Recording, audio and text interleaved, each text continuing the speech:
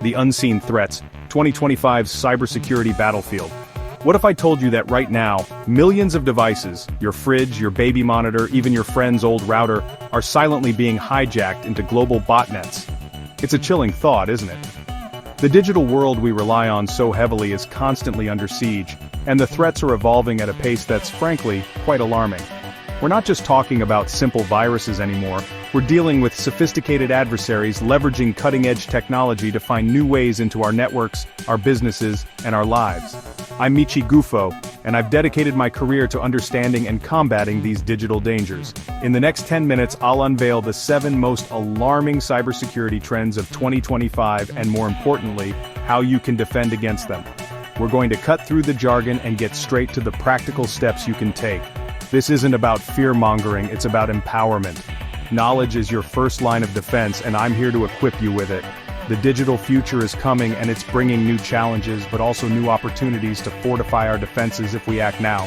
So grab a notepad, silence those notifications, because this is information you can't afford to miss. We'll cover everything from AI-powered attacks to the vulnerabilities lurking in your smart devices. And here's a little something extra for sticking with me. Stick around till the end for a free checklist to bulletproof your home network in under 5 minutes. It's packed with actionable tips to immediately boost your security. Are you ready? Let's dive in. First on our list, and arguably one of the most transformative trends, is the weaponization of artificial intelligence.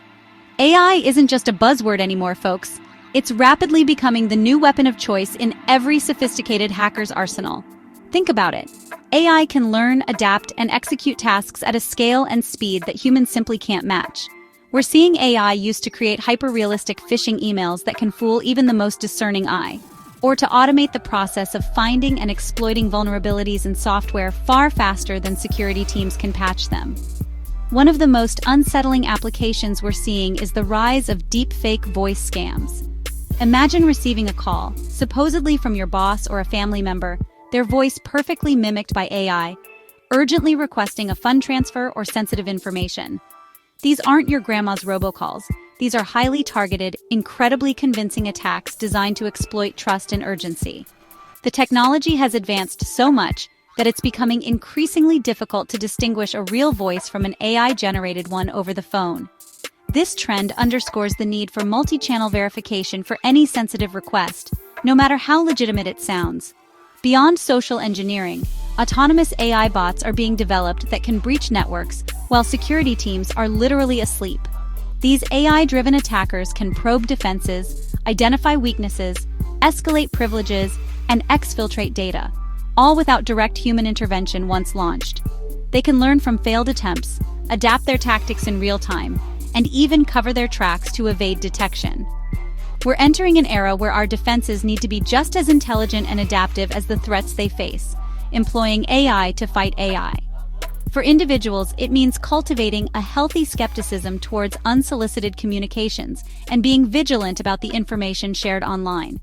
Understanding how AI can be misused is the first step in protecting yourself. Next up is a trend that has democratized cyber extortion. Ransomware-as-a-Service, or RAS. This isn't a futuristic concept. It's happening right now, and it's making it easier than ever for criminals to launch devastating ransomware attacks. Imagine a world where you don't need to be a coding genius or a seasoned hacker to cripple a business or an individual with ransomware. That's the reality RAS has created. It operates much like legitimate software-as-a-service models, where aspiring cybercriminals can essentially subscribe to a ransomware toolkit, complete with user-friendly dashboards, technical support, and even profit-sharing models with the ransomware developers. This significantly lowers the barrier to entry into the world of cybercrime. The RAS model has turned cyber extortion into a disturbingly accessible subscription service. For as little as a few $100s a month, sometimes even less, individuals with malicious intent but minimal technical skills can rent the latest, most potent ransomware strains. They get access to a platform that guides them through target selection, attack deployment, and even ransom negotiation. The developers of the ransomware take a cut of the profits, creating a perverse incentive structure that fuels the proliferation of these attacks. This means the pool of potential attackers has expanded exponentially, moving beyond sophisticated state-sponsored groups or highly skilled lone wolves to include a much broader range of less skilled but equally damaging actors. Think about the implications. Your local small businesses, schools, hospitals, and even individual users are now more vulnerable than ever. These smaller entities often lack the robust cybersecurity infrastructure of large corporations, making them attractive targets for RaaS users looking for an easy payday. The attackers don't need to develop the malware themselves. They just need to find a way to deliver it, often through phishing emails, exploited vulnerabilities in unpatched software, or compromised remote desktop connections. The ease with which these attacks can be launched is truly scary, and it's a major reason why we're seeing such a surge in ransomware incidents globally. Building directly on the ransomware threat, we have the insidious tactic of double extortion. It's no longer just about encrypting your files and demanding a ransom to get them back. Cybercriminals have realized they can apply even more pressure and extract more money by adding another layer to their extortion. Before they even think about deploying the encryption payload, these attackers are now quietly exfiltrating or stealing copies of your most sensitive data. This changes the entire dynamic of a ransomware attack. A staggering 70% of ransomware groups now routinely steal data for this double extortion tactic. So they encrypt your critical files, grinding your operations to a halt, and then they hit you with a second threat. If you don't pay the ransom, they will publish your stolen confidential data on the dark web or sell it to the highest bidder. This could be anything from customer databases, financial records, intellectual property, patient health information, to embarrassing personal photos or private communications. The psychological leverage this gives attackers is immense. Imagine the scenario. Your systems are down, your business is bleeding money, and now you're also facing the public exposure of your company's crown jewels or your client's private information.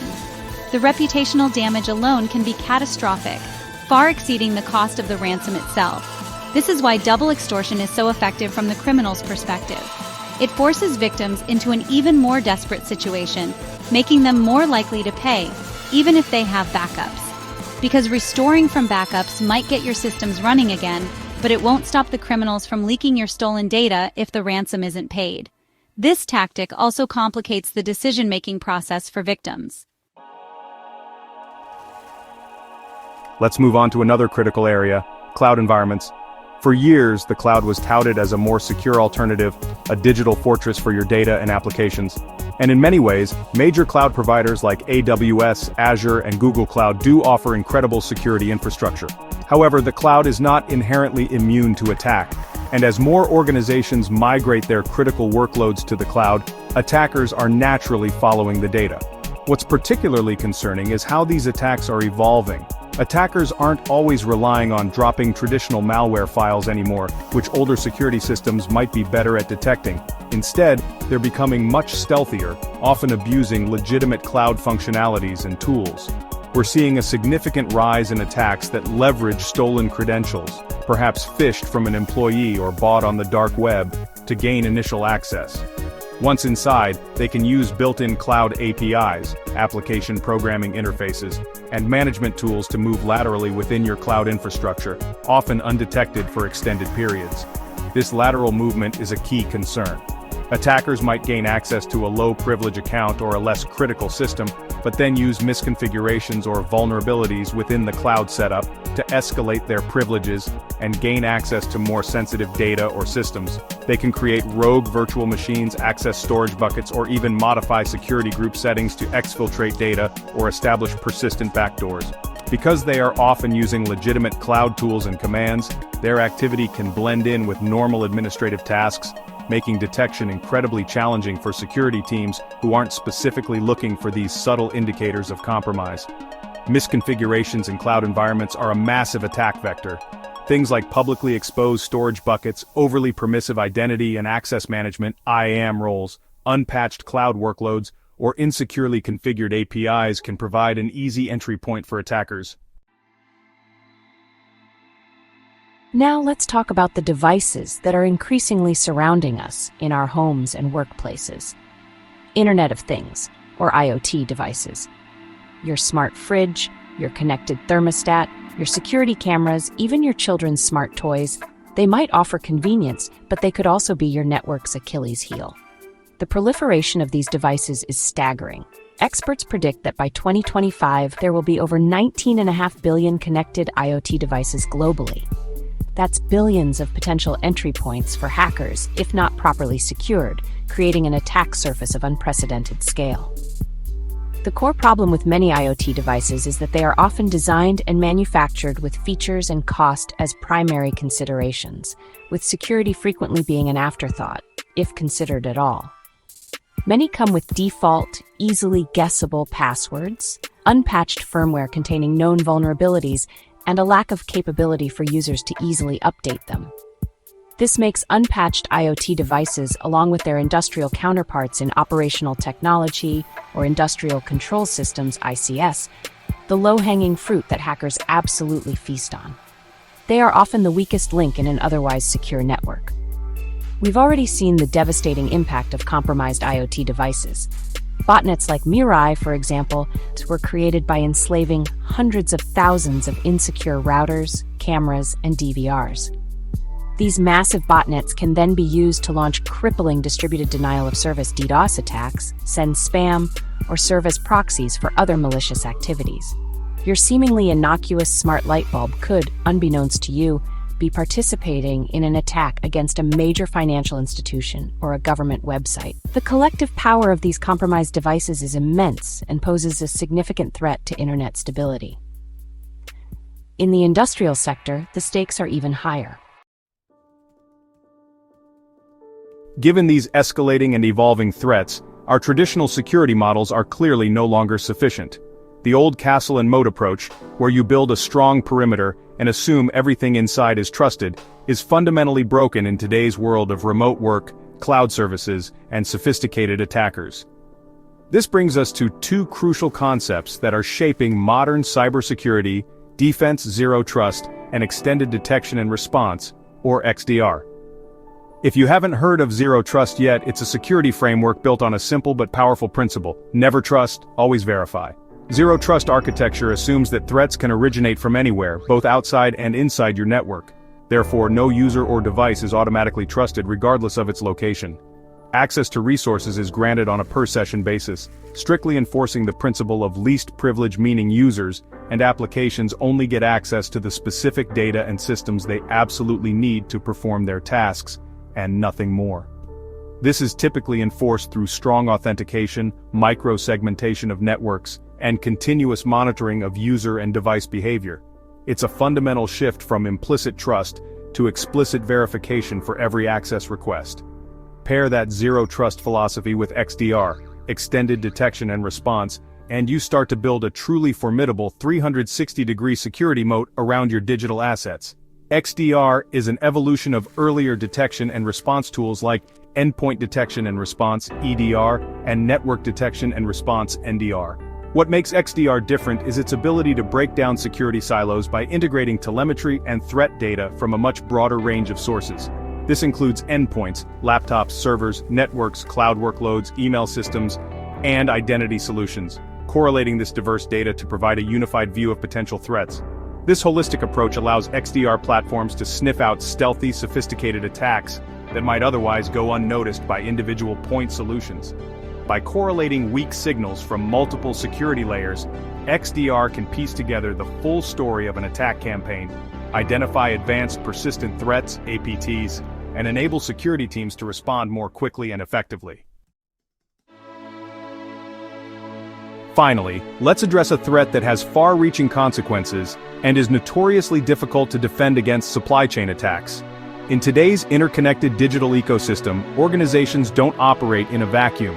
They rely on a vast network of third-party software vendors, service providers, hardware manufacturers, and even open-source libraries to build and run their operations. The problem is, it's not just your own network you need to worry about securing anymore.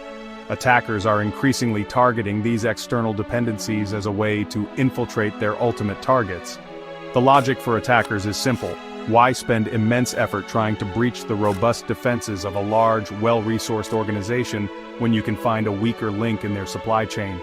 By compromising a trusted software vendor or a widely used open-source component, attackers can distribute malware or create backdoors that then get propagated to thousands or even tens of thousands of downstream customers. One single compromised dependency, one piece of tainted code, and your entire business, along with countless others, can be put at risk. This makes supply chain attacks incredibly potent and efficient from an attacker's perspective. We've seen some high-profile examples of this in recent years, like the SolarWinds attack, where malicious code was inserted into a software update for their Orion platform, affecting numerous government agencies and major corporations. The Kaseya VSA attack was another, where ransomware was deployed through a vulnerability in a remote management tool used by managed service providers, MSPs, impacting hundreds of their clients. These incidents demonstrate the devastating ripple effect a single supply chain compromise can have, turning trusted software updates or third-party services into Trojan horses. The challenge for organizations is the sheer complexity of modern supply chains and the difficulty in vetting every piece of third-party code or every service provider they rely on. How do you ensure that the software you're buying or the open-source library you're incorporating into your product is free from malicious code or vulnerabilities? It requires a significant effort in vendor risk management, secure software development practices, if you're a vendor yourself, and a deeper understanding of your software bill of materials, SBM. Essentially, a list of all the components that make up your software. Mitigating supply chain risks requires a collaborative effort. All right, team, if you've made it this far, you've just armed yourself with crucial knowledge about the cybersecurity landscape of 2025. We've covered a lot, from AI-driven attacks to the dangers lurking in our supply chains, and I know it can seem overwhelming.